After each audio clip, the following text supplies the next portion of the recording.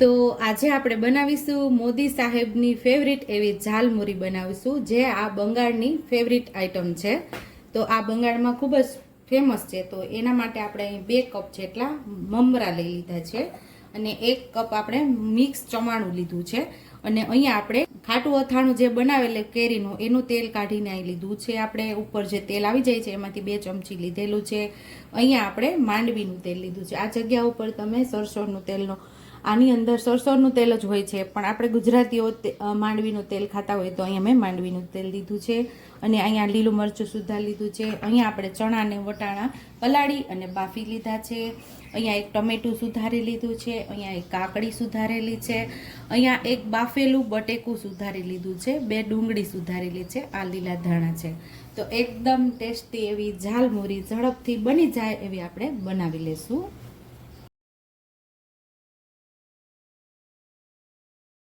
ઝાલમુરી માટે આપણે સ્પેશિયલ મસાલો તૈયાર કરવાનો છે. તો 1 ચમચી આપણે આખા ધાણા લીધા છે, 1 ચમચી જીરું લીધું છે, 1 ચમચી વરિયાળી અને 2 લાલ સૂકા મરચાં લીધા છે. તો આપણે એક પેન રાખી દીધું છે ગેસ ઉપર. પહેલા આપણે જીરાને શેકી લેશું, એટલે કે જીરું શેકી લેશું. જીરું થોડું આપણું શેકાઈ ગયું છે. તો આપણે આખા ધાણા અને વરિયાળી પણ સાથે ઉમેરી દઈશું.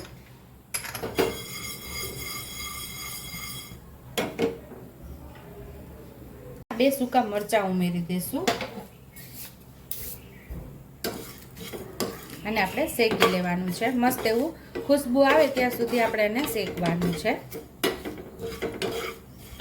અને આપણે આ મૂરી મસાલો આપણે તૈયાર કરીએ છીએ. આ મૂરી મસાલા વગર તો આપણી ઝાલમુરી ટેસ્ટી બને જ નહીં. મૂરી મસાલો હોય તો જ આપણી ઝાલમુરી મસ્ત એવી ટેસ્ટી બનશે.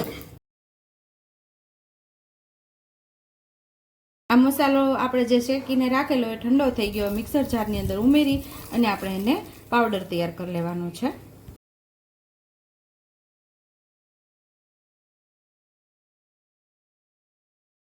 અહીંયા આપણે મૂરી મસાલો રેડી કરી લીધો છે.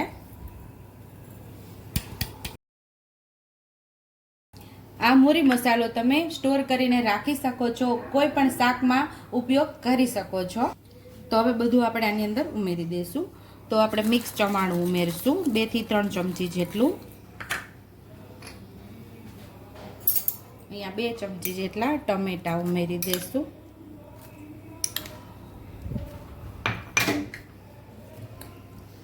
અને વટાણા અને ચણા બંને સાથે બાફેલા છે એ 2 ચમચી જેટલા ઉમેરી દઈશું.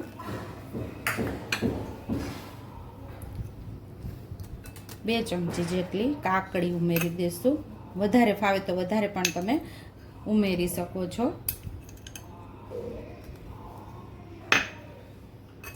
અહીંયા બાફેલા બટેકા પણ ઉમેરી દઈશું.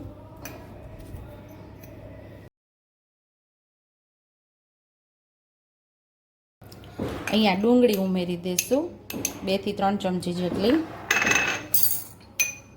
આ ઝાલમુરી સ્પાઇસી હોય છે. તમે જેટલું તીખું ખાઈ શકતા હોય એ પ્રમાણે તમારે અહીંયા તીખું ઉમેરવાનું. અહીંયા થોડું લીલું મરચું ઉમેરશું. થોડા લીલા ધાણા ઉમેરશું.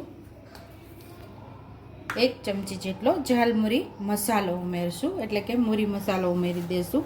અહીંયા આપણે માંડવીનું તેલ 2 ચમચી જેટલું લીધેલું છે એ અહીંયા ઉમેરી દઈશું. અને આ ઇમ્પોર્ટન્ટ છે, આપણા અથાણાનું તેલ જે ઉપર આવેલું હોય છે, ખાટા અથાણાની જે આખી કેરીનું અથાણું બનાવેલું છે એનું જ આપણે ઉપરથી તેલ લઈ અને આની અંદર ઉમેરીએ છીએ. આ પણ 2 ચમચી છે.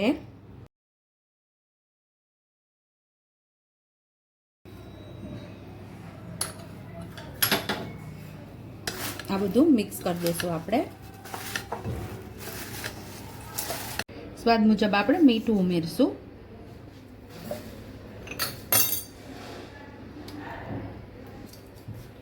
અહીંયા આપણે અડધું લીંબુ ઉમેરી દઈશું.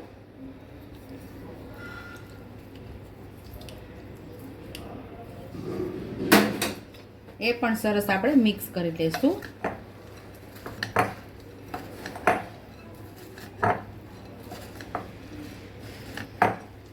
તો અહીંયા આપણી ટેસ્ટી એવી ઝાલમુરી તૈયાર થઈ ગઈ છે.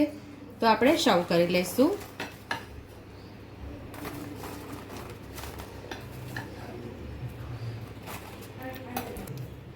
તો ત્યાં આપણે બંગાળની અંદર આવી જ રીતે ઝાલમુરી આપણે ખાવાની હોય છે, તો આવી જ રીતે ત્યાં મળતી હોય છે. તો આપણે આવી જ રીતે સર્વ કરીશું. તો અહીંયા સુપર ટેસ્ટી એવી આપણી ઝાલમુરી તૈયાર છે. જો તમને મારી રેસીપી પસંદ આવી હોય તો મારી રેસીપીને લાઈક કરજો, શેર કરજો, સબસ્ક્રાઈબ કરજો, બેલ આઇકોનને દબાવતા ભૂલતા નહીં અને કમેન્ટ બોક્સમાં કમેન્ટ કરજો કે મારી રેસીપી કેવી લાગી. તો આવજો.